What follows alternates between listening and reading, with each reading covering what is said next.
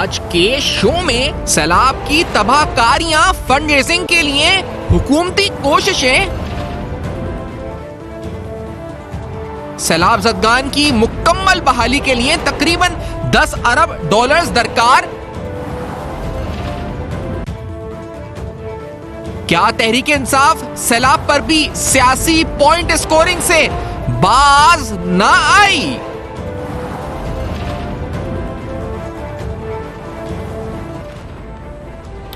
अस्सलाम वालेकुम। पस पर्दा हक़ाइक़, सनसनीखेज़ इंकशाफ़ात, प्रोग्राम बेनकाब। मैं हूँ आपके साथ सैफान खान। नाज़रीन, सैलाब की तबाहकारियाँ हैं और जिस तरह इसका पूरा प्लान अब तक डिस्कस हुआ है या सामने आया है, वो सूरत हाल ये है कि इसका पहला जो इस पर हुकूमत की तरजीह है और तमाम अथॉरिटीज़ की तरजीह है, वो लोगों का रेस्क्यू है, यानी उनकी जानों का तहफ़्फ़ुज़, उसको यकीनी बनाना। और अब तक हमने देखा है हुकूमत इसमें कोशा या जो भी हुकूमती कोशिशें हैं और या भी जो भी गैर सरकारी तंजीमों की कोशिशें हैं, वो पहली कोशिश ये है कि ये रेस्क्यू हो सके, यानी ये जाने कम से कम ज़ाया हों और कम से कम जानी नुकसान इसमें हो सके। जो लोग अभी फंसे हुए हैं, क्योंकि बलूचिस्तान के अभी भी बहुत से इलाके हैं जिनके बारे में कहा जा रहा है कि जहां अब तक एक्सेस हासिल करना जो है मुमकिन नजर नहीं आ रहा है, तो पहला तो प्रायोरिटी रेस्क्यू है। उसके बाद उन लोगों का रिलीफ है, यानी उनको तमाम अशिया की खुर्दनोश की फरामी, उनको टेंट्स की फरामी, उनको इस पर जो इमीडिएट मेडिकल रिक्वायरमेंट्स हैं वो इस वक्त फराम हो सकें। उसके बाद उनकी रिकवरी या रिहेबिलिटेशन या उनकी रीबिल्डिंग का जो प्रोसीजर है, तकरीबन 5000 किलोमीटर की सड़कें तबाह हो चुकी हैं, 250 ब्रिजेस तबाह हो चुके हैं, कोई 100 के करीब डैम्स हैं बलूचिस्तान में जो 75 के करीब मुकम्मल, कुछ इस पर कुछ में क्रैक्स आ चुके हैं। तो बड़े पैमाने पर क्रॉप्स का डैमेज हुआ है, लाइव स्टॉक का डैमेज हुआ है। तो जो लास्ट स्टेज है इस पूरे प्रोसेस का, वो रिहेबिलिटेशन है। अब तक के हुकूमती अंदाजों के मुताबिक तकरीबन 10 अरब डॉलर दरकार हैं इस रिहेबिलिटेशन या रीबिल्डिंग के प्रोसेस के लिए। लेकिन जैसे मैंने कहा कि ये बात की बात है, पहला मरहला जो है वो लोगों को बचाना है, रेस्क्यू करना है, जिस तरफ हुकूमत की तरजीह इस पर नजर आती है। हमने देखा है कि हुकूमत ने बार बार एक लफ्ज कहा है, उन्होंने कहा जी कि government would not spare any effort, यानी मैंने जितने ऑफिशियल से बात की अब तक, वो कहते हैं हम 1% भी चांस नहीं छोड़ेंगे कि हम लोगों को रेस्क्यू के लिए जितना हम रिसोर्सेज लगा सकते हैं हम उन रिसोर्सेज को लगाएंगे। और पाकिस्तान इस वक्त यकीनी तौर पर एक क्रिटिकल जंक्चर के ऊपर है, यानी जहां पे तमाम सियासी कुव्वतें, तमाम इस पर दीगर इदारे यकसू होकर एक तरफ तवज्जो दिए हुए हैं कि पाकिस्तान में सैलाब की तबाहकारियां मिनिमाइज हो सकें और सैलाब की तबाहकारियों या उसके जो नुकसानात हैं उसका अजाले के लिए उसके बाद फिर कोशिश शुरू की जा सकें। इस सिलसिले में न सिर्फ पाकिस्तान बल्कि आलमी सतह पर भी कोशिशें की जा रही हैं। हम जानते हैं कि बहुत से अहम ममालिक, जिसमें हमने देखा कि kingdom of Saudi Arabia, Qatar, UAE, China, UK, USA, Iran, बहुत से ममालिक, टर्की, जिनकी तरफ से पाकिस्तान को इमदाद मिली, और इसके अलावा जो यूएन यानी अक़वाम मुत्तहिदा और इंटरनेशनल और ऑर्गेनाइजेशंस की तरफ से भी पाकिस्तान के लिए इमदाद का सिलसिला जारी है और मजीद भी इस वक्त अपील उनके फोरम से की जा रही है। हाल ही हमने देखा था कि सेक्रेटरी जनरल यूएन की तरफ से एक अपील हुई थी तकरीबन 160 मिलियन डॉलर्स की, और ये इंटरनेशनल कम्युनिटी से उन्होंने अपील की थी। कल हमने देखा कि चेयरमैन पीपल्स पार्टी बिलाल भुट्टो जरदारी साहब, जो कि फॉरेन मिनिस्टर भी हैं, उन्होंने तकरीबन 20 ममालिक से ज्यादा के डिप्लोमेट्स के साथ उनको एरियल फुटेज, एरियल व्यू दिखाया इस पर सैलाब ज़दगान और सैलाब की तबाहकारियों का, जो सैलाब से तबाहकारियां आई हैं उसका एरियल फुटेज दिखाया था, एरियल व्यू दिखाया।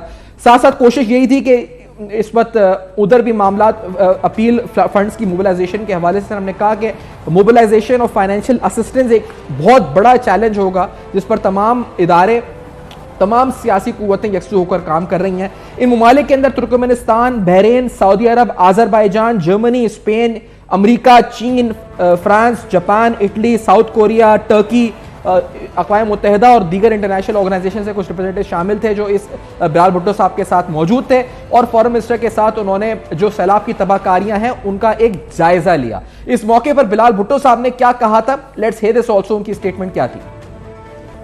बहुत अच्छा रिएक्शन आया है, लेकिन अर्ली डेज, कल ही हमने अपील लॉन्च किया है और अपील लॉन्च करने के बाद ही हम उनको डायरेक्टली और बायलैटरली रब्ता भी कर सकते हैं। ये नाज़रीन बिलाल भुट्टो साहब ने कहा इस वक्त, और इसी तरह वज़ीर शहबाज शरीफ साहब और दीगर हुकूमती आर्म्स और तमाम लोग इस वक्त यकसू होकर, उनकी कोशिश है कि फंड्स मोबिलाइज भी हो सकें, फाइनेंशियल असिस्टेंस भारत से जितना मिल सके, यानी जितना प्लेजेस बाहर से हो सकें, जितने ममालिक कर सकें, इस तरफ कोशा है। दूसरी तरफ पाकिस्तान तहरीक इंसाफ क्या इस मौके पर भी अपनी सियासत से या सियासी पॉइंट स्कोरिंग से इस अहम तरीन मौके को ऊपर भी सियासत कर कर इस पूरे मामले को बिगाड़ रही है बजाय सुधारने के? ये बड़ा अहम सवाल है। एक रीसेंट इंटरव्यू बीबीसी के ऊपर पाकिस्तान तहरीक इंसाफ की एक सीनियर रहनुमा शादाना गुलजार साहिबा का हमने देखा। उस इंटरव्यू के अंदर जब उनसे पूछे क्या जो मदद है वो सैलाब ज़दगान या सैलाब तक पहुंच रही है, तो उन्होंने क्या जवाब दिया, लेट्स हियर दिस। उन्होंने ये गुफ्तगू उनकी इंग्लिश में बीबीसी से हुई। उन्होंने किस तरह करप्शन की वजह से कहा कि इमदाद वहां तक नहीं पहुंच रही और किस तरह इंटरनेशनल कम्युनिटी में ये हमारा मजाक बना और क्या स्टेटमेंट गई है ऐसे क्रिटिकल जंक्शन के ऊपर। लेट्स हियर दिस के क्या कहा उन्होंने, let's hear this. Earlier, I spoke to Shandana Gulzar Khan. She's a Pakistani politician, a member of the PTI party, which was founded by the cricketer turned politician Imran Khan. I asked her if help was getting to the areas which needed it. There's many aspects of this problem, but there's a simple answer to your question, and that is no. Aid is not getting where it should go. And the main problem is the following. Pakistan's lifelong problem has been corruption. We've seen in the last 3 months, we've lost about 320,000 bridges. 40 different dams have been damaged, headworks have been damaged. Almost 5,000 kilometers of road has been damaged, which simply means it's impossible to do the communication, the road transport, the railway transport. We do have Navy, Air Force and Army helicopters rescuing the तो ऐसे मौके के ऊपर जब foreign minister कोशिश कर रहे हैं कि तमाम 20 ममालिक के डिप्लोमेट्स के साथ जाके उनको सैलाब की तबाहकारियां दिखा सकें, उनसे फाइनेंशियल असिस्टेंस या फाइनेंशियल मोबिलाइजेशन के लिए अपील की जा सके, ऐसे वक्त पे जब अक़वाम मुत्तहिदा के सेक्रेटरी जनरल $160 बिलियन की अपील दीगर ममालिक से कर रहे हैं, ऐसे वक्त पे जब वज़ीर आज़म पाकिस्तान समेत तमाम वज़रा, तमाम सियासी जमातें यकसू होकर, तमाम आपके फौज अफवाज सारे इदारे यकसू होकर इस कोशिश पे लगे हुए हैं, कोशा हैं कि पाकिस्तान को इस मुसीबत से निकाला जा सके और इस सिलसिले में जितनी मदद दरकार है, जितनी आलमी सतह पे मदद दरकार है, जितनी फाइनेंशियल असिस्टेंस दरकार है, वो पाकिस्तान मोबिलाइज कर सके, बर वक्त कर सके, ताकि बर वक्त रेस्क्यू, रिलीफ, रिकवरी, रिहेबिलिटेशन इन तमाम सैलाब ज़दगान और इन तमाम इलाकों की हो सके। ऐसे वक्त पाकिस्तान तहरीक इंसाफ इंटरनेशनल मीडिया पे जाकर उनके लीडर ये कह रही हैं कि पाकिस्तान में इमदाद सैलाब ज़दगान तक नहीं पहुंच रही क्योंकि पाकिस्तान में करप्शन है। यह है वो बयानिया नाज़रीन जिसकी हम बात करते हैं। इस ब्रेक के बाद आएंगे, मजीद कुछ हकायक आपके सामने रखेंगे, इस पे डिटेल्स भी और इस पे तबसरा भी, और कुछ डिटेल्स और ऐसी स्टेटमेंट्स आपके सामने भी रखेंगे। हमारे साथ रहिए। Welcome back. आप देख रहे हैं बेनकाब, और आज बेनकाब में कुछ अहम सवालात, पूरी हुकूमती मशीनरी, आपके दीगर इदारे सब यकसू होकर इस पर लगे हुए हैं कि मोबिलाइज की जा सके, फाइनेंशियल असिस्टेंस, सैलाब ज़दगान को रेस्क्यू किया जा सके। ऐसे वक्त में मैंने जिस आपको कहा कि अभी हमने एक स्टेटमेंट सुनी पाकिस्तान तहरीक इंसाफ की एक रहनुमा की बीबीसी को, जिस स्टेटमेंट के अंदर वो एक आलमी न्यूज़ एजेंसी बीबीसी को ये कह रही हैं कि पाकिस्तान में इमदाद सैलाब ज़दगान तक नहीं पहुंच रही और इसकी वजह वो कहती हैं कि करप्शन है। अहमद बिलाल साहब पिलडाट के सरबरा प्रोग्राम में साथ मौजूद है, निहाल हाशमी साहब नून लीग से सीनियर रहनुमा और फैसल करीम कुंडी साहब पीपल्स पार्टी से हमारे साथ सीनियर रहनुमा मौजूद हैं। अहमद बिलाल साहब, मैं पहले आपसे पूछूंगा, ये क्या सियासत है अहमद बिलाल साहब कि इस तरह की स्टेटमेंट्स ऐसे वक्त पे आ रही हैं पीटीआई के रहनुमाओं की? जैसे अभी हमने एक स्टेटमेंट सुनवाई नाज़रीन को कि जिसमें वो कह रही हैं कि इमदाद नहीं पहुंच रही। जब उनसे वहां का एंकर पूछ रहे हैं कि क्या इमदाद पहुंच रही है, तो उन्होंने कहा नहीं पहुंच रही, करप्शन की नजर हो रही है। क्या ऐसे वक्त पे ऐसी स्टेटमेंट्स देनी चाहिए और कितनी नुकसानदेह है इस कॉज को, ये आपके ख्याल में अहमद बिलाल साहब? ऐसी स्टेटमेंट अगर आप दें तो फिर वो हकायक पे मबनी होनी चाहिए। हकीकत तो ये नहीं है। करप्शन का एक प्रॉब्लम तो मौजूद है और वो हमें मालूम है कि करप्शन परसेप्शन जो ट्रांसपेरेंसी इंटरनेशनल की थी उसकी रेटिंग भी हमें मालूम है कि किन सालों में वो बढ़ी है। लेकिन इस मौके पे मेरा नहीं ख्याल कि कोई करप्शन हो रही है। और ये ठीक है कि इंफ्रास्ट्रक्चर के मसाइल हैं, लोगों को इंतहाई सख्त मुश्किल का सामना है कि वो पहुंच नहीं पा रहे क्योंकि पानी खड़ा हुआ है, ऊपर से बारिशें हो रही हैं और मसाइल की आपको पता है महदूद है, तो हर कोई पूरी कोशिश कर रहा है। तो इस वक्त ये बात मेरे ख्याल पे कहना मैं आपसे इत्तेफाक करता हूँ, ये कोई माकूल बात नहीं थी कि ये बात कही जाए। बड़ा स्वीपिंग स्टेटमेंट है।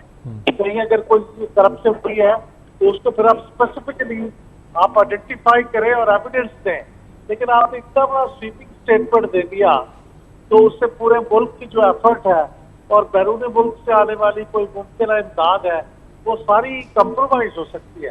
तो बहुत अफसोसनाक बात है, ऐसा नहीं कहना चाहिए। इस बारे में एहतियात करनी चाहिए। हो सकता है उनका मकसद ये ना हो, इस तरह जब आप बैठते हैं किसी मीडिया के सामने तो बाद का बेहतियाती में भी बातें हो नहीं, जाती लेकिन हैं। अहमद तो रजा साहब, मेरे मैं ख्याल आपको से बताऊं, चाहिए। मकसद शायद ये ना हो, लेकिन ये तवातुर से स्टेटमेंट्स आ रही हैं। महमूद खान साहब की स्टेटमेंट अगर हम फिर सुना सकते हैं नाज़रीन को, ये देखें वज़ीर आला खैर पख्तूनख्वा क्या कह रहे थे जब उनसे पूछा कि आप कोऑर्डिनेशन करेंगे वफाक के साथ, तो बाकायदा मीडिया के सामने खड़े होकर सामने नजर आ रहा है कि वो उन्होंने किसी टॉक शो में नहीं बल्कि बड़ा प्लान जवाब लग रहा है। क्या कहा था, लेट्स से दिस के महमूद खान साहब वज़ीर आला खैर पख्तूनख्वा क्या कह रहे थे, लेट्स से दिस। एक सवाल ये है कि प्राइम मिनिस्टर जो कल आई थी तो प्राइम मिनिस्टर और आपके दरमियान कोई कोऑर्डिनेशन नहीं है, तो दोनों हुकूमतों के दरमियान कोऑर्डिनेशन का ना होना क्या ये जो है ये इन इमदादी सरगर्मी पर असरअंदाज होगा? आपने कोऑर्डिनेशन के हवाले से बात की तो फेडरल गवर्नमेंट के साथ हमारी कोई कोऑर्डिनेशन नहीं है, लेकिन वो इम्पोर्टेड गवर्नमेंट है, नाअहल हुकूमत है और वो क्या नाजायज हुकूमत है, तो नाजायज हुकूमत के साथ महमूद खान नहीं उठ सकता, न बैठ सकता। जी अहमद बिलाल साहब, आप बताइएगा, ये तो वो कह रहे हैं नाजायज हुकूमत है, उसके साथ ना उठ सकते हैं ना बैठ सकते हैं, या मुल्क डूब रहा है, सैलाब है, तबाहकारियां हैं, जानी नुकसान और उसके बाद माली नुकसान है, आलमी बरादरी से अपीलें हो रही हैं, यहाँ एक हुकूमत कह रही है कि हम ये नाजायज हुकूमत है, मानते नहीं उसको, इंटरनेशनल मीडिया पे आके इस तरह की बातें कर रहे हैं और अब वैसे भी कह रहे हैं। ये महमूद खान साहब ने भी स्टेटमेंट दिया है अहमद साहब।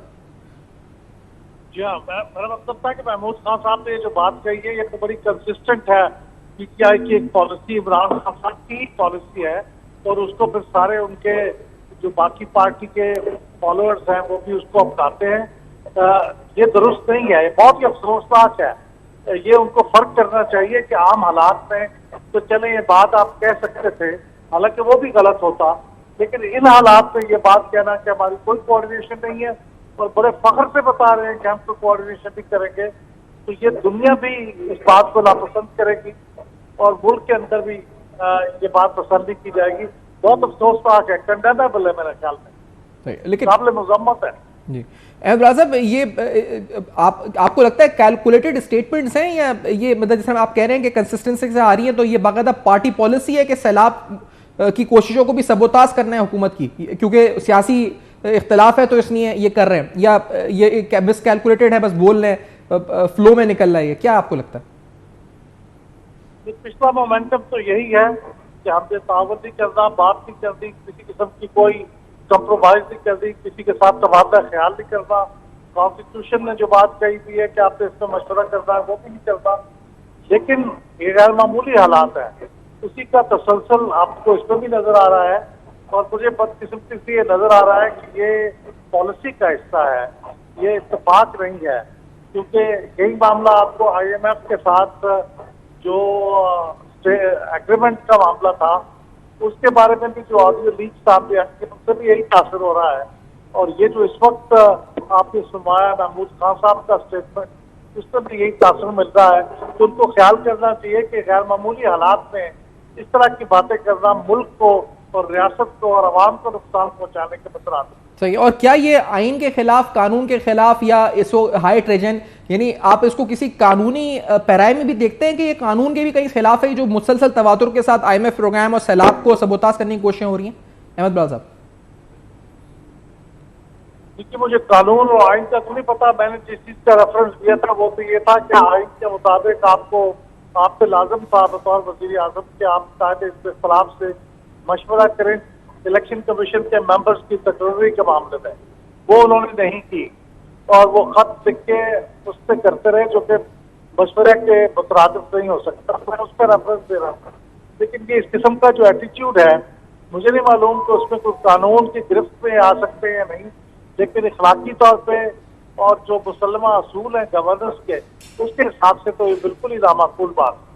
अच्छा निहाल हाशमी साहब, आप साथ हैं हमारे, मैं चाहूंगा क्योंकि आप उस पर थे नहीं, अगर हम दोबारा से ये वाला क्लिप जो शादाना गुलजार साहिबा का है, ये निहाल हाशमी साहब आप भी सुन सके, फिर उसके बाद आपका तबसरा भी इसके ऊपर, और नून लीग का मौक़िफ़ आप मुझे दीजिएगा, साथ साथ कानून के लिहाज से आपको लगता है इस पर कार्रवाई बनती है कोई नहीं। लेट्स से दिस के BBC के इंटरव्यू में क्या कहा था मोहतरमा शादाना गुलजार साहिबा। Let's say this. Earlier, I spoke to Shandana Gulzar Khan. She's a Pakistani politician, a member of the PTI party, which was founded by the cricketer turned politician Imran Khan. I asked her if help was getting to the areas which needed it. There's many aspects of this problem, but there's a simple answer to your question, and that is no. Aid is not getting where it should go. And the main problem is the following. Pakistan's lifelong problem has been corruption. We've seen in the last 3 months, we've lost about 320,000 bridges. 40 different dams have been damaged, headworks have been damaged. Almost 5,000 kilometers of road has been damaged, which simply means it's impossible to do the communication, the road transport, the railway transport. We do have Navy, Air Force and Army helicopters rescuing the. निहाल हाशमी साहब वो कहते हैं जी corruption हो रही है, यहाँ पर रकम पहुंच ही नहीं रही सैलाब ज़दगान तक पाकिस्तान तहरीक इंसाफ की ये MNA रह चुकी हैं, हम ओहदे पे रह चुकी हैं, ये बातें हो रही हैं इंटरनेशनल मीडिया पे जाके, जिस पर आप लोग कोशिश कर रहे हैं फंड मोबिलाइज करने की। निहाल हाशमी साहब बिस्मिल्लाहिर्रहमानिर्रहीम। सफान भाई, जब आप ये क्लिप सुना रहे थे मैं शर्मिंदा हो रहा था बहसियत पाकिस्तानी, बहसियत सियासी कारकुन। जब पहले भी मैं इस क्लिप्स को देखा मैं शर्मिंदा होता रहा कि क्या इतना गिर सकता है इंसान अपने सियासी मुखालिफिन को नीचा दिखाने के लिए। दूसरी तरफ ये रोज़ रोशन की तरह आया है कि ये कोई एक्सीडेंटल नहीं हो रहा। दो बयानिया PTI और इमरान खान साहब की सोच है, एक पाकिस्तान को माशी तौर पे बर्बाद किया जाए, और जिसका आपने देखा होगा उसको भी मैंने सोचा कैसे लोग हैं जिस थाली में खाते हैं उसको छेद करते हैं। जो शौकत तरीन साहब ने दिया IMF के हवाले से जो उन्होंने बात किया, और उन्होंने कहा, उन्होंने गालियां भी दी कि इनको ठिकाने लगाना है, इनको समझाना है, इनको हमने सीधा करना है। और दूसरा, चले जी हमें सीधा कर रहे थे आप, ये जो खातून मोहतरमा है ये सैलाब के वो बहते हुए लाशों को सीधी कर रही थी, वो बिलखते हुए बच्चे, मासूम बच्चों के निवाले छीन रही थी। किस मुल्क में इस तरह के लोग होते हैं? और अभी तो फौरन इमदाद आया नहीं और अपने करप्शन की बातें शुरू कर दी। तो आप क्या चाहते हैं कि लोग भूख से मर जाएं, बिलख बिलख के मर जाएं, आपको और आपके खान साहब को रोटियां मिलते रहे, आप पाकिस्तान के आम लोगों की जिंदगी को जहन्नम बना के रखें? भाई हम आपसे तो नहीं मांग रहे, अगर कोई दे रहा है तो आप इंटरनेशनली BBC पे ये बात कर रही हैं कि करप्शन की बात कर रही हैं आप। क्या आपकी पार्टी में करप्शन नहीं था? क्या आपके अंदर आपका ये अमल आपको करप्ट साबित करता है? आपका ये अमल साबित करता है कि आप करप्ट हैं, क्योंकि आप यतीम, लावारिस, बेकस, पानी में तैरने वाले लोगों के जिनके घर बह गए, कारोबार बह गया, और ये देखते नहीं रहे। क्या इनके आंखें नहीं है? क्या इनके अंदर दिल नहीं है? क्या इनके अंदर हिस्स मर चुका है? कौन लोग हैं ये? कौन है ये शौकत तरीन? किस तरह के आदमी इनको पाकिस्तान ने इज्जत दिया? ये मुझे शर्म आता है बोलते हुए कि मैं भी उस सेनेट का मेंबर था जिस सेनेट में ये जाके बैठते हैं। क्या इनको पाकिस्तान ने इज्जत नहीं दी, रोजी नहीं दिया, रोजगार नहीं दिया, वकार नहीं दिया, शराब नहीं दिया? वरना इनके ऐसे लोग यूरोप में जो गाड़ियां धो रहे होते हैं, किस तरह के लोग हैं ये बयानिया? अरे आप हमारे खिलाफ हो जाए, हमें एतराज नहीं है, हम आपका सियासी मुकाबला करेंगे, मगर आज कौम को चाहिए unity for the humanity, unity for the humanity. Nawaz Sharif साहब ने ये एक हफ्ते पहले, चंद दिनों पहले जो खिताब किया उसमें उन्होंने यही कहा कि आ जाए सियासत हम करेंगे, आ जाए हम ह्यूमैनिटी की बात करें। आज हमारी एक पार्टी, इंसानों की पार्टी, आज पाकिस्तान एक है, वो सैलाब ज़दगान है। आज एक हमारा मजहब है, वो इंसानियत का मजहब है। आज हम अक्रॉस द बोर्ड जाए, हिंदू, ये जो भी हो रहा है निहाल साहब, ये हो तो पॉलिटिक्स रही है, लेकिन ये निहाल साहब पॉलिटिक्स है, लेकिन क्या कानून के जुमरे में भी आता है ये सब कुछ? और क्या कानूनी कार्रवाई भी करेंगे आप लोग कुछ? क्योंकि इससे सियासी बयानात और मुजम्मत से क्या आपको लगता है ये काम चलेगा? पहले IMF वाला मामला, अब सैलाब ज़दगान के ऊपर ये तवातुर से स्टेटमेंट्स, क्या कोई कानूनी एक्शन भी होगा आप लोगों की तरफ से? देखिए, कानून से बढ़ के एक इखलाकी म्यार होता है, एक हुब्बुल वतनी होती है, एक इंसानियत का दर्द होता है, एक किरदार होता है, एक वकार होता है, जो PTI के दोस्तों के पास बदकिस्मती से नहीं है। ये हार्टलेस कानून तो अपने एक्शन देगी, मगर क्या इनको एहसास है कि इन्होंने बच्चों के मुंह से निवाले? मैंने कोई किरदार होता है यार, आप सियासत इबादत समझ के करें ना कि सियासत। अगर आपके काम अच्छे होंगे लोग आपको वोट देंगे, हमें नहीं देंगे वोट। आप अच्छे काम तो करें। आप जो अच्छे काम कर रहे हैं उनको भी रोकना चाहते हैं क्या? ईडी वाले करप्शन कर रहे हैं क्या? छिपा वाले या दीगर जो ट्रस्ट है वो, या अल खिदमत वाले, या JUI वाले जो कर रहे हैं, या JDC वाले कर रहे हैं, या जो लोग कर रहे हैं, क्या ये लोग सारे करप्शन कर रहे हैं? मैं संदाना बीबी से पूछना चाहता हूं कि ये जो लोग पहुंचा रहे हैं ये क्या करप्शन कर रहे हैं? आप इसको करप्शन कहती है? जो बेबस लोगों को रोटियां पहुंचाते हैं, तहफ्फुज़ पहुंचाते हैं, सहारा बनते हैं, उनके साथ रोते हैं, उनके साथ बैठते हैं। मैं 4 दिन तक रहा हूं सैलाब ज़दा इलाके में, मैंने देखा है। उन बीबी को तो नहीं पता, ना शौकत तरीन को पता होगा कि किस तरह से हमारा मुल्क डूब गया है, किस तरह से हमारा इंफ्रास्ट्रक्चर तबाह बर्बाद हो गया है। ये अपने शहर में, अपने जजीरे में बैठे, इनको नहीं मालूम आज एक मजदूर मजदूरी करने अपने गांव से बाहर नहीं जा सकता है। आज बलूचिस्तान बह गया है, आज पूरा सिंध डूब चुका है, और इसे डूबा हुआ सिंध नजर नहीं आया, इसको बहता हुआ बलूचिस्तान, इसको करप्शन नजर आया।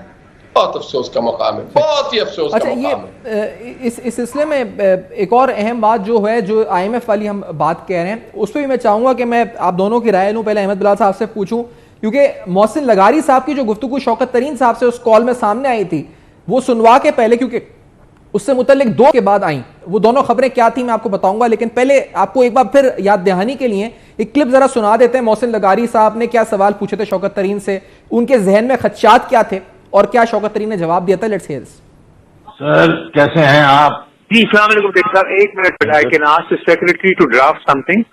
जो IMF को ये 750 बिलियन का जो कमिटमेंट दी है, आप सबने साइन करके दिए हैं। तो आपने अभी कह देना है कि जनाबे वाला जो हमने कमिटमेंट दी थी वो फ्लड से पहले थी, अब फ्लड पे हमें बहुत पैसे खर्च करना पड़ेंगे, तो इसलिए हम आपको ये बता रहे हैं अभी से कि we will not be able to honour our commitment. बिल्कुल यही लिखना है आपने, और कुछ नहीं करना। तो वो जो है ना, दैट्स ऑल वी वांट कि वो उनको, इनके ऊपर जो प्रेशर पड़े इसके ऊपर, ये अपना खींच रहे हैं, हमें अंदर करवा रहे हैं, हमारे ऊपर टेररिज्म की चार्जेस कर रहे हैं, और ये बिल्कुल स्कॉट फ्री जा रहे हैं, वो नहीं होने देना ना हमने।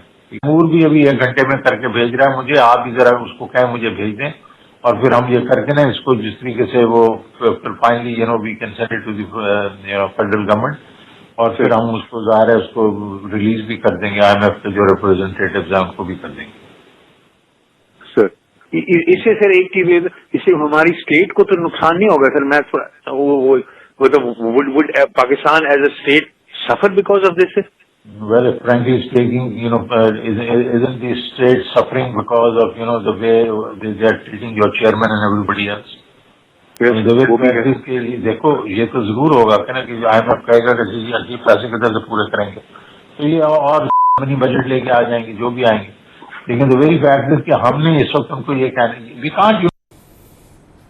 तो ये आपस में बातचीत हुई और जो उन्होंने सवाल पूछा, लगता है यह है कि पाकिस्तान तहरीक इंसाफ की आला क़यादत को यह सवाल अच्छा नहीं लगा। पहले अंसार अब्बासी साहब सीनियर सहाफ़ी, उनकी खबर आई कि ब्यूरोक्रेसी पंजाब की जो थी, उन्होंने इनकार कर दिया था इस तरह का कोई खत लिखने से, जिसकी वजह से ये खत नहीं लिखा गया। उसके बाद आज इतलात जो आई कि इस्लामाबाद में कोई इजलास हुआ पंजाब की फाइनेंशियल सिचुएशन के हवाले से, जिसमें हाशिम जवान बख्त साहब वहां पर मौजूद रहे, जो साबिक वजीर खजाना पंजाब के हैं, लेकिन मोहसिन लगारी साहब वहां पर मौजूद नहीं थे। तो उससे लगा यह कि शायद इमरान खान साहब भी नाराज हैं मोहसिन लगारी साहब से। तो ये अहमद बिलाल साहब, आप इदारों को समझते हैं, आप इस वक्त पार्लिमानी अफेयर्स को भी समझते हैं, क्या इस रविश के साथ मुल्क चल सकता है कि आप इस तरह के खत लिखें, इस तरह रियासत के खिलाफ काम करें, और ब्यूरोक्रेसी पीछे से बोल दे हम नहीं लिखेंगे, और अब सुन रहे हैं कि मोहसिन लगारी साहब से खुद इमरान खान साहब नाराज हैं? ये एटीट्यूड के साथ can we run this country like this, आपको लगता है अहमद बिलाल साहब?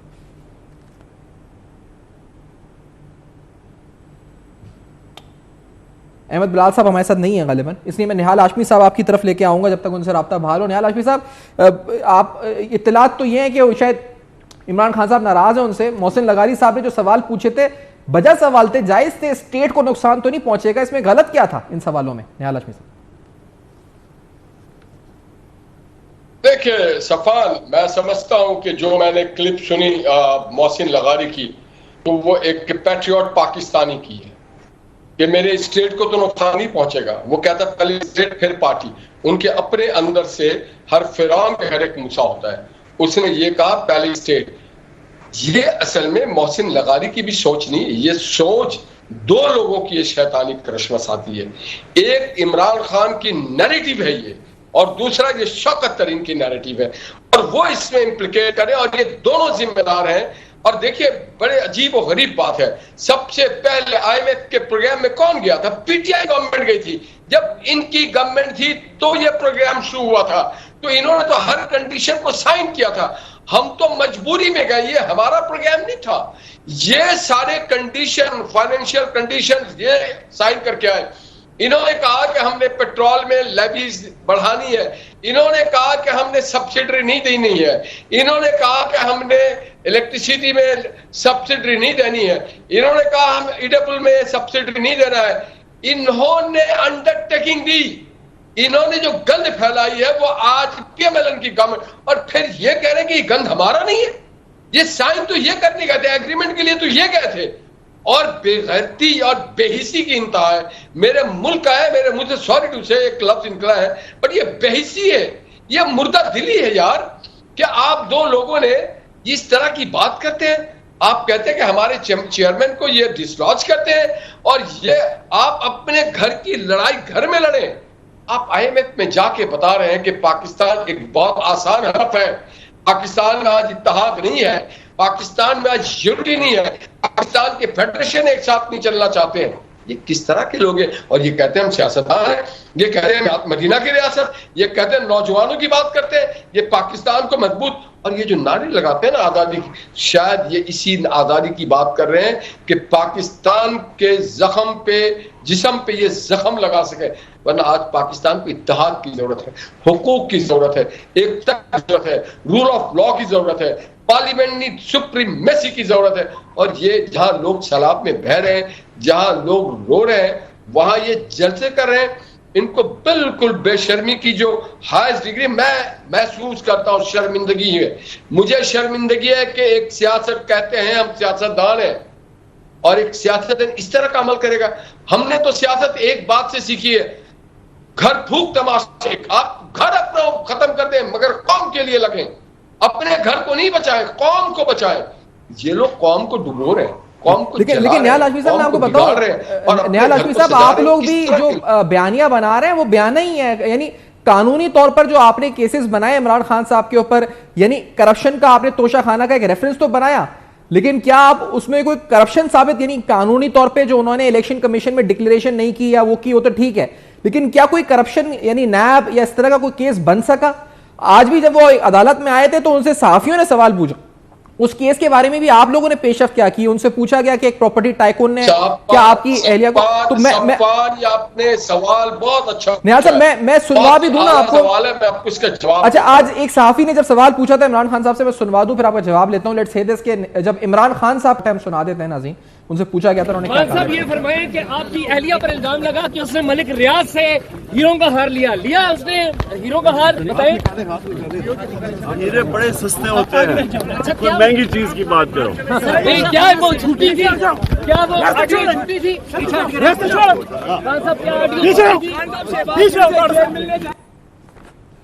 निहाल हाशमी साहब, आप उनके खिलाफ करप्शन का बयानिया बनाते हैं, लेकिन वो कहते हैं मैं तो 1 घंटे के अंदर 2 घंटे के अंदर 500 करोड़ जमा कर लेता हूं, लोग मुझ पर ट्रस्ट करते हैं, ना कोई करप्शन नैब में साबित हो पा रही है, ना एंटी करप्शन में कोई केस बढ़ रहा है। वो हीरो को कह देते हैं कि सस्ती चीज है, महंगी बात करो, तो ये करप्शन तौर पे। अच्छा, मुझे ब्रेक का कहा जा रहा है, I am so sorry Nihal Hashmi साहब, I will after this break. नाज़रीन, इस ब्रेक के बाद वापस आते हैं। अहम तरीन सवालात, संगीन नौयत के कुछ इल्जामात, बयानात, खदशात, तहफ़्फ़ुज़ात जो आखिर हो क्या रहा है इस मुल्क में सियासत के नाम पर, इस ब्रेक के बाद हमारे साथ रहिए।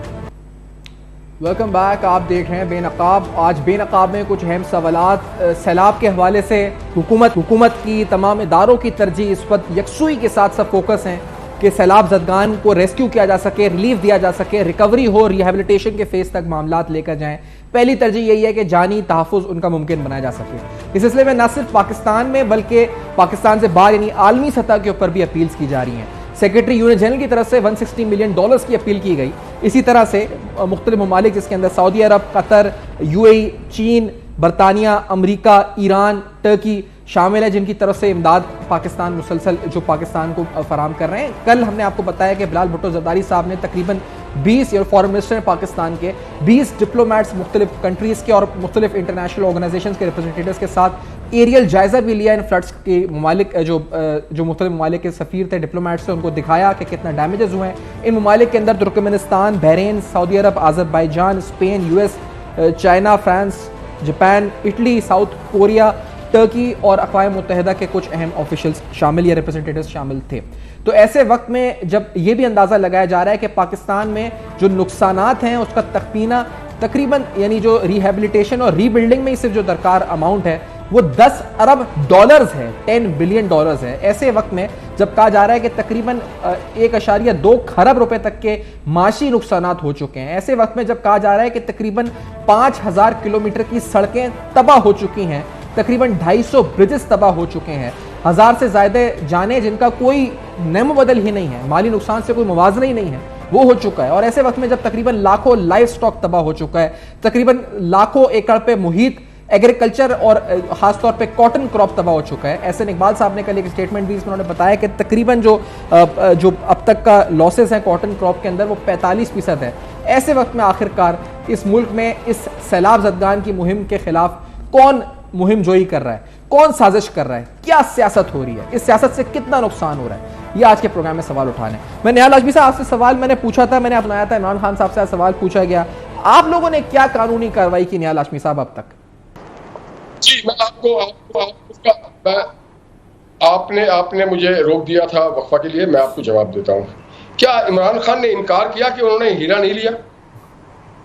नवाज शरीफ ने तो इनकार किया था कि हाँ मैंने अपने बेटे से तनख्वाह नहीं ली, इनकार किया था। इन्होंने ये तो नहीं इनकार किया, इन्होंने इकरार किया। और देखिए, आप जो करप्शन कहते हैं, करप्शन का फॉर्म होता है, क्या फॉर्म होता है? एक इंटेलेक्चुअल करप्शन होता है, एक फाइनेंशियल होता है, एक पावर का करप्शन होता है, एक फिजिकल होता है, एक मोरल होता है। इमरान खान ने मोरल का करप्शन किया, उन्होंने फाइनेंशियल करप्शन किया कि मुल्क के खजाने को नुकसान किया।